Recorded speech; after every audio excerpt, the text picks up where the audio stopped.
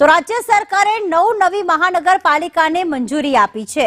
મહેસાણા છે, મોરબી છે, નવસારી છે તે નગરપાલિકાને મહાનગરપાલિકાની મંજૂરી મળી ગઈ છે, જ્યારે સુરેન્દ્રનગર અને ગાંધીધામને પણ મનપા તરીકે મંજૂરી મળી છે।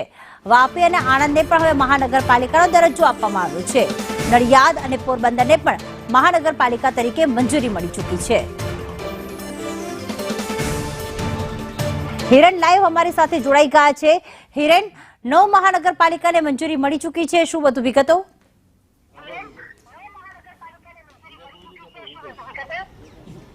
તો 9 મહાનગરપાલિકાઓને કેબિનેટે મંજૂરી આપી દીધી છે અને 3 વાગે કેબિનેટ બ્રીફિંગમાં સત્તાવાર જાહેરાત થશે, જેમાં મહેસાણા, મોરબી, નવસારી, સુરેન્દ્રનગર, ગાંધીધામ, વાપી, આણંદ, નડિયાદ અને પોરબંદર આ મહાનગરપાલિકાઓ આજથી જ અસ્તિત્વમાં આવશે। જો કે આ મહાનગરપાલિકાઓમાં હાલ કોઈ પણ પ્રકારની ચૂંટણી નહીં યોજાય।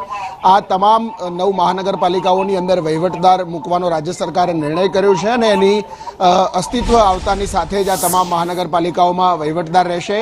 સેમ બનાસકાંઠામાં પણ એક પ્રકારની સ્થિતિ રહેશે। બનાસકાંઠાના 2 જિલ્લા બન્યા પછી ત્યાં વહીવટદાર મૂકવાની પ્રક્રિયા જે છે તે રાજ્ય સરકાર કરશે।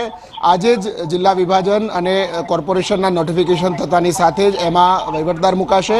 ત્યાર પછીની જે કામગીરી છે તો કોર્પોરેશનમાં જે વિસ્તાર આજુબાજુના નગરપાલિકાઓ છે અથવા તો ગ્રામ પંચાયતો છે જે મહાનગરપાલિકામાં ભળે છે તો એનું સીમાંકન, એની વોર્ડ રચના અને આ બધી પ્રક્રિયા જે છે એ 27% ઓબીસી અનામતના આધારે રહી અને કરવામાં આવશે। એટલે સ્વાભાવિક રીતે આ પ્રક્રિયા પૂરી થતાં હજુ 6 મહિનાથી 1 વર્ષ જેવો સમય લાગી શકે છે અને એટલા જ માટે અત્યારે હાલ રાજ્ય સરકારે આ નવી 9 મહાનગરપાલિકાઓનું અસ્તિત્વ બતાવી અને એમાં વહીવટદાર શાસન છે તે લાગુ કરવામાં આવશે।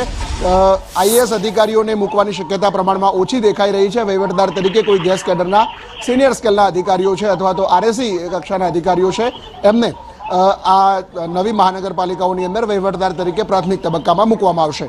બિલકુલ, આભાર તમામ વિગતો માટે હિરેન। તો કેબિનેટની બેઠકમાં 9 મહાનગરપાલિકાની મંજૂરી આપવામાં આવી છે। રાજ્ય સરકાર દ્વારા આ મંજૂરી મળી ગઈ છે। સુરેન્દ્રનગર છે, ગાંધીધામ છે, મોરબી છે કે જેમને હવે મહાનગરપાલિકાનો દરજ્જો મળશે। આ ઉપરાંત વાપી અને આણંદને પણ મહાનગરપાલિકા તરીકે મંજૂરી મળી ગઈ છે, જેના કારણે કેટલાક વિકાસના કાર્યોને વેગ મળશે। નડિયાદ, પોરબંદરને પણ મહાનગરપાલિકા મળશે અને જેના કારણે ચીફ ઓફિસરના બદલે હવે મ્યુનિસિપલ કમિશનરની અહીંયા નિમણૂક થશે, એ બદલાવ આવશે।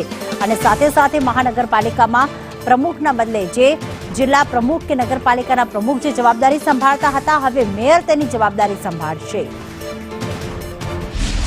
હું રાજ્યના મુખ્યમંત્રી શ્રી ભૂપેન્દ્રભાઈ પટેલનો અને ભારતીય જનતા પાર્ટીનો સરકારનો આભાર માનું છું કે એમણે પોરબંદરની 9 જેટલી નગરપાલિકાઓને મહાનગરપાલિકામાં પરિવર્તિત કરવાનો હુકમ કર્યો।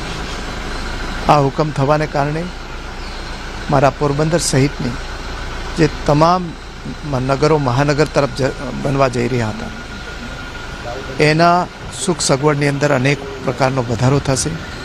શહેરો જે છે એ જે ગુજરાતના શહેરો છે, શહેરી વિકાસ છે, એ આખા દેશમાં નમૂનારૂપ છે। મહાનગરપાલિકા આવતા એનું વહીવટીતંત્ર સુદૃઢ બનશે, એની આવકના સ્ત્રોત પણ વધશે, સરકારની ગ્રાન્ટો પણ વધશે અને એને કારણે જે શહેરની અંદર જન સુવિધાઓનો વધારો થશે। એ માટે હું ફરીથી ભારતીય જનતા પાર્ટીની સરકારનો અને રાજ્યના મૃદુ અને મક્કમ મુખ્યમંત્રી ભૂપેન્દ્રભાઈ પટેલનો આભાર માનું છું। પ્રવાસનની દ્રષ્ટિએ પણ એટલું જ મહત્વનું છે આપણું। ચોક્કસપણે પોરબંદરમાં જે પ્રવાસનની દ્રષ્ટિએ પણ ખૂબ પોટેન્શિયલ ધરાવે છે અને એને કારણે જે પોરબંદરમાં ટુરિઝમનું પોટેન્શિયલ ઊભું થવા જઈ રહ્યું છે ત્યારે સૌથી મોટો ઇસ્યુ જે છે આખા દેશ માટેનો એ સ્વચ્છતા અને ટ્રાફિકનો હોય છે। એ સ્વચ્છતા, ટ્રાફિક અને એક જે પ્રવાસન ફ્રેન્ડલી વાતાવરણ ઊભું કરવું છે એ વાતાવરણ આ મહાનગરપાલિકા બનવાથી થવાનું છે અને એને કારણે પોરબંદરની અંદર જે અમે પ્લાનિંગ કરી રહ્યા છે, ભારતીય જનતા પાર્ટીની સરકાર જે પ્લાનિંગ કરી રહી છે એ પ્રવાસન સ્થળ તરીકે વિકસાવવાનો, એનાથી ખૂબ ફાયદો થવાનો છે।